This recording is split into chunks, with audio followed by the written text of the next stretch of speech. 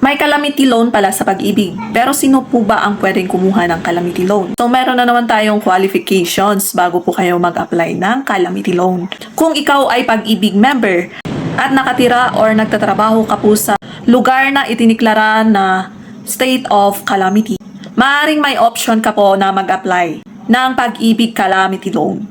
Subject pa rin po yan sa eligibility na nire-require po ng pag-ibig. Ang loan amount or loanable amount na pwede nating i-apply is 90% of our total accumulated value. So, meron po siyang 5.95% na interest per annum per year po yan. At meron pong 3 months grace period bago po magsimula na bayaran yung ating mga calamity loan. If we say grace period, pawayway or parang pahinga po sa inyo bago ka po magbayad ng inyong mga utang. Kaya kung tinamaan ang lugar nyo po ng kalamidad, huwag agad mawala ng pag-asa. Kasi meron naman po tayong pwedeng pag-utangan kung nangangailangan po tayo. Basta updated po yung hulog natin sa ating pag-ibig contributions. Meron naman po yung mga listahan kung alin po yung mga lugar na nasa under state of calamity.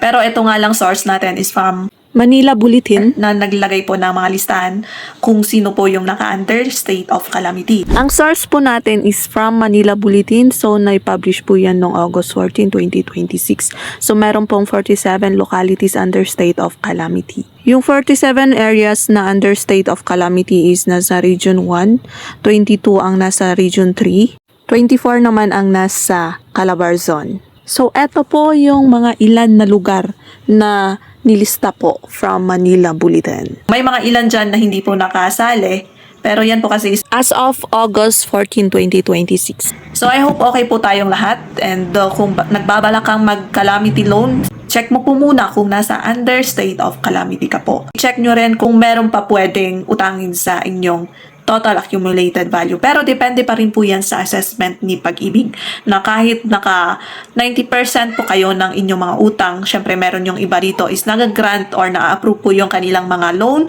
dahil nga po sa loan history po nila or loan records po nila is maganda. So, I hope nakatulong itong video. If nakatulong, please do like and follow. Thank you.